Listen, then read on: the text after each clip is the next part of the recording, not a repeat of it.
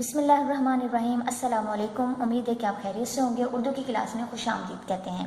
Students, ہم آپ کی آسان اردو کی کلاس میں سبق نمبر حمد پہلے کی پڑھائی کر چکے ہیں، ان کے تشریح اور معنی کو سمجھ چکے ہیں، ایکسرسائز کو بھی حل کر چکے ہیں۔ آج ہم سبق نمبر 2 کی پڑھائی کریں گے، مشکل الفاظ کے معنی جانیں گے اور آپ صلی اللہ علیہ وسلم کی زندگی پر روشنی ڈالیں گے۔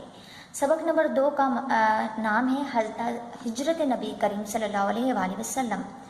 ہجرت اسے کہتے ہیں کہ جب آپ صلی اللہ علیہ وآلہ وسلم نے مکے سے مدینے پہلی بار ہجرت کی، یعنی کہ مکے سے مدینے گئے، تو اسے ہم ہجرت کہتے ہیں۔ ہجرت کی عام معنی ہے ایک جگہ سے دوسری جگہ جانا، اسے ہم ہجرت کہتے ہیں۔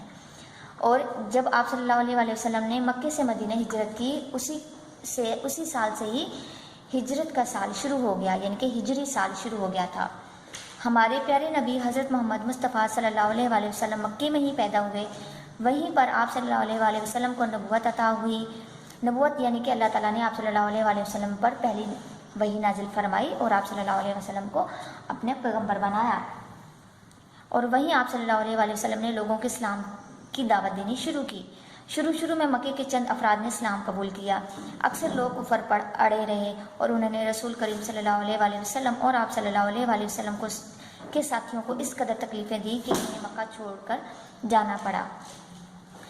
کفار برداشت نہیں کرتا تھا کہ مکے میں مسلمانوں کی حکمرانی ہو، مسلمان جو ہیں وہ زیادہ سے زیادہ آبادی میں ہو جائیں، ان کے آباء و اجداد کے رسم و رواج اور عبادات ختم ہو جائیں۔ وہ اس ڈر سے جو ہے مسلمانوں پر بہت زیادہ ظلم کرتے تھے۔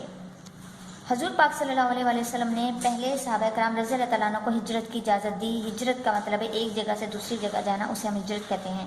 پھر اللہ تعالیٰ کے حکم سے آپ صلی اللہ علیہ وآلہ وسلم بھی مکہ چھوڑ کر مدینے تشریف لے جانے کے لیے تیار ہو گئے۔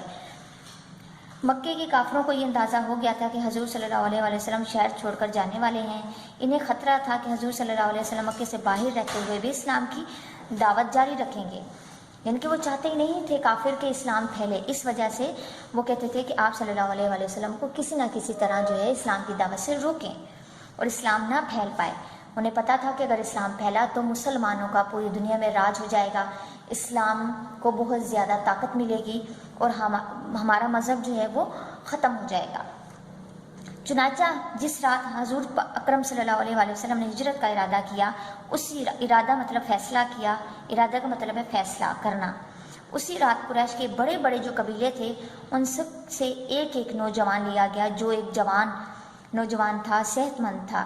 ان سب لوگوں نے رات کے وقت حضور صلی اللہ علیہ وآلہ وسلم کے گھر کو گھیر لیا، یعنی کہ چاروں طرف سے گھیراؤ کر لیا۔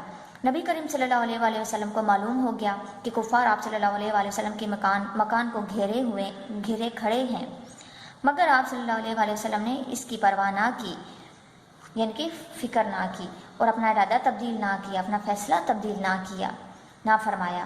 کفار حضور صلی اللہ علیہ وآلہ وسلم کے جانی دشمن تھے، کیونکہ آپ صلی اللہ علیہ وآلہ وسلم اسلام، اللہ تعالیٰ کا پیغام لوگوں تک پہنچاتے تھے، اور کفار جو تھے ان کو مسلمانوں کے دائرے میں، اسلام کے دائرے میں لے کر آتے تھے۔ لیکن آپ صلی اللہ علیہ وآلہ وسلم کو مکے کا سب سے زیادہ دانتدار شخص سمجھتے ہوئے اپنی امانتیں حضور پاک صلی اللہ علیہ وآلہ وسلم کے پاس رکھواتے تھے۔ دیکھیں اس وقت جبکہ کفار آپ صلی اللہ علیہ وآلہ وسلم کے سخت ترین دشمن تھے، تب بھی وہ آپ صلی اللہ علیہ وسلم کے پاس امانتیں رکھواتے تھے، یعنی کہ آپ صلی اللہ علیہ وسلم بہت زیادہ امانت دار تھے، آپ صلی اللہ علیہ وسلم پر یقین کرتے تھے، لیکن صرف اور صرف اپنے آباء و اجداد، اپنے عزت وقار کی خاطر جو ہے اپنا جو ہے مذہب تبدیل نہیں کرتے تھے۔ اگر وہ مذہب تبدیل کرتے تو ان کی شان و شوکت جو ہے وہ ختم ہو جانی تھی۔ صرف اور صرف انا اور غرور کی وجہ سے انہوں نے یہ سب کچھ کیا۔ مکے سے رخصت ہوتے وقت بھی آپ صلی اللہ علیہ وآلہ وسلم کے پاس بہت سے لوگوں کی امانتیں موجود تھیں۔ آپ صلی اللہ علیہ وآلہ وسلم نے امانتوں کا معاملہ حضرت علی رضی اللہ تعالیٰ عنہ کو سمجھا دیا اور فرمایا، میرے بستر پر میری چادر اوڑھ کر سو جانا اور پھر یہ امانتیں ان کے مالکوں کو دے کر مدینے چلے آنا۔ اس کے بعد حضور صلی اللہ علیہ وآلہ وسلم قرآن پاک کی تلاوت کرتے ہوئے اپنے مکان سے باہر تشریف لے گئے۔ اس وقت گھیراؤ کرنے والوں پر اللہ تعالیٰ کے حکم سے غفلت طاری ہو گئی، یعنی کہ سستی طاری ہو گئی، اور وہ غفلت کی وجہ سے سو گئے، اور وہ حضور پاک صلی اللہ علیہ وآلہ وسلم کو گھر سے باہر جاتے ہوئے نہ دیکھ سکے۔ گھر سے نکل کر حضور پاک صلی اللہ علیہ وسلم حضرت ابو بکر صدیق رضی اللہ تعالیٰ عنہ کے مقام پر تشریف لے گئے۔ حضرت ابو بکر صدیق رضی اللہ تعالیٰ عنہ اسلام کے پہلے خلیفہ تھے اور آپ صلی اللہ علیہ وسلم کے قریبی دوست تھے اور صحابہ کرام تھے۔ ان سے پہلے ہی ہجرت کا ذکر ہو چکا تھا۔ حضرت ابو بکر صدیق رضی اللہ تعالیٰ عنہ بھی حضور پاک صلی اللہ علیہ وسلم کے ساتھ ہو لیے۔ انہیں معلوم ہوا کہ کفار ان کا پیچھا کریں گے، اس لیے مدینے جانے والے راستے کا رخ کرنے کے بجائے ان کی مخالف سمت مطلب کی طرف تشریف لے گئے۔ شہر سے باہر، مکے کے شہر سے باہر ایک پہاڑ ہے جس کا نام ہے سور نامی پہاڑ ہے، جس کا نام، وہاں جا کر جو ہے آپ صلی اللہ علیہ وآلہ وسلم اور حضرت ابو بکر صدیق رضی اللہ تعالیٰ عنہ ٹھہرے۔ کفار کے سردار کو ابو جہل کو معلوم ہوا کہ دونوں حضرات بچ کر نکل گئے ہیں، تو اس نے اعلان کرایا کہ جو شخص ان کو زندہ یا مردہ پکڑ کر لائے گا اسے 100 سرخ اونٹ انعام میں دیے جائیں گے۔ اسی زمانے کے لحاظ سے یہ ایک غیر معمولی انعام تھا۔ اعلان کو سنتے ہی بہت سے لوگ ان کی تلاش میں آس پاس کے علاقوں میں پھیل گئے۔ کچھ لوگ تو تلاش کرتے کرتے اس غار کے منہ تک آ پہنچے۔ ان کی آوازیں غار کے اندر سنائی دینے لگی تو حضرت ابو بکر صدیق رضی اللہ تعالیٰ عنہ بولے کہ اب تو کفار کی آوازیں بھی سنائی دینے لگی ہیں۔ حضور پاک صلی اللہ علیہ وآلہ وسلم نے عرض کیا کہ تم گھبراؤ نہیں، اللہ تعالیٰ ہمارے ساتھ ہیں۔ اس غار میں تقریباً آپ صلی اللہ علیہ وآلہ وسلم اور حضرت ابو بکر صدیق رضی اللہ تعالیٰ عنہ 2 دن اور 3 راتیں رہے اور پھر مدینے کی طرف روانہ ہوئے۔ راستے میں سراقہ نامی ایک شخص آپ صلی اللہ علیہ وآلہ وسلم کو پہچان لیا، اس نے ارادہ کیا گھوڑا دوڑا کر آپ دونوں پر حملہ کرے، لیکن اس گھوڑے نے ٹھوکر کھائی اور وہ سنبھل گیا۔ ایک بار پھر اس نے چاہا کہ وہ آپ پر اور حضرت ابوبکر صدیق رضی اللہ عنہ پر حملہ کرے، لیکن اس مرتبہ گھوڑے کے جو پاؤں تھے وہ گھٹنوں تک زمین میں دھنس گئے، یعنی کہ زمین کے اندر چلے گئے اور سراقہ گر پڑا۔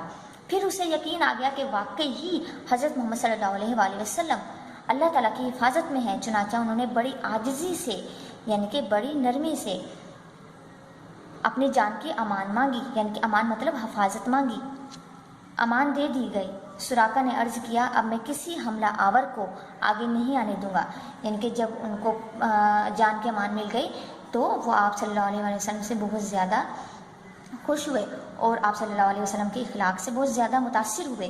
تو اسی وجہ سے انہوں نے یہ دریافت کیا کہ ابھی جو بھی حملہ آور آئے گا تو میں اس کا مقابلہ کروں گا اور اسے آگے نہیں آنے دوں گا، یعنی کہ وہ اب آپ صلی اللہ علیہ وآلہ وسلم اور حضرت ابوبکر صدیق رضی اللہ تعالیٰ عنہ کی حفاظت کے طور پر کھڑے ہو گئے راستے میں، اور آپ صلی اللہ علیہ وآلہ وسلم اور حضرت ابوبکر صدیق رضی اللہ تعالیٰ عنہ مدینے پہنچ گئے، جہاں مسلمان آپ صلی اللہ علیہ وآلہ وسلم کی آمد کا بے چینی سے انتظار کر رہے تھے، یعنی کہ بہت زیادہ بے قراری سے انتظار کر رہے تھے۔ وہ آپ صلی اللہ علیہ وآلہ وسلم کو ہمراہ لے کر تکبیریں کہتے ہوئے شہر میں داخل ہو گئے۔ تکبیریں یعنی کہ جو ہم کہتے ہیں اللہ اکبر، نعرے لگانے لگے۔ حضور پاک صلی اللہ علیہ وسلم کے تشریف لانے سے پہلے اس بستی کا نام یثرب تھا، یعنی کہ جب آپ صلی اللہ علیہ وسلم مدینے نہیں گئے تھے تو مدینے کو یثرب کہتے تھے۔ جیسے آپ صلی اللہ علیہ وسلم مدینے میں داخل ہوئے تو پھر یثرب بدل کر مدینہ رکھ دیا گیا، نام مدینہ النبی رکھ دیا گیا، جس کا مطلب ہے مدینے کا نبی کا شہر۔ رفتہ رفتہ مطلب ہے آہستہ آہستہ، رفتہ رفتہ کا مطلب ہے آہستہ آہستہ، عام زبانوں پر مدینہ رہ گیا۔ مسلمانوں کا ہجری سن بھی نبی کریم صلی اللہ علیہ وسلم کی ہجرت کے واقعے سے ہی شروع ہوتا ہے۔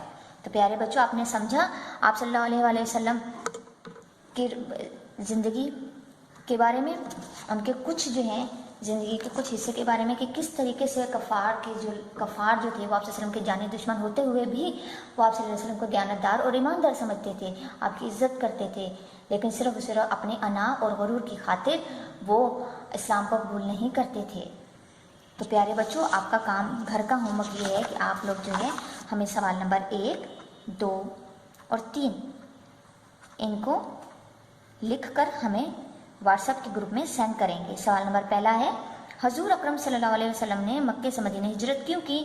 تو آپ صلی اللہ علیہ وسلم نے مکے سے مدینہ ہجرت اس لیے کی کہ کفار جو ہے وہ مسلمانوں پر، آپ صلی اللہ علیہ وسلم کے صحابہ کرام جو تھے ان پر بہت زیادہ ظلم کرنے لگے تھے، اسی وجہ سے مکے سے مدینہ ہجرت کی۔ کفار قریش نے آپ صلی اللہ علیہ وسلم کو قتل کرنے کے لیے کیا منصوبہ بنایا؟ تو ہم نے جیسے بھی پڑھا ہے کہ کفار قریش نے ہر قبیلے کے ایک نوجوان صحت مند کو لیا اور آپ صلی اللہ علیہ وسلم کے گھر کے پاس گھیراؤ کر دیا گیا چاروں طرف سے۔ نمبر 3 ہے ہجرت کے سفر میں آپ صلی اللہ علیہ وآلہ وسلم کے ساتھی کون تھے؟ تو ہجرت کے سفر میں آپ صلی اللہ علیہ وآلہ وسلم کے ساتھ ہی حضرت ابوبکر صدیق رضی اللہ تعالیٰ عنہ تھے۔ نمبر 4 بھی چلو آپ کا ہوم ورک ہے، یہ بھی آپ کر کے بھیجیے گا۔ سوال 4 کے جواب آپ نے لکھ کر ہمیں گروپ میں سینڈ کرنے ہیں۔ سوال نمبر 4 ہے، مکے سے نکل کر دونوں ساتھی کہاں گئے؟ مکے سے نکل کر دونوں ساتھی سور نامی پہاڑ کی غار میں گئے تھے۔ اپنا ہوم ورک جو ہے ہمیں صفائی سے اچھی رائٹنگ میں لکھ کے بھیجنا ہے اور پابندی کے ساتھ بھیجنا ہے۔ ملتے ہیں اپنے اگلے لیکچر میں۔ اللہ حافظ۔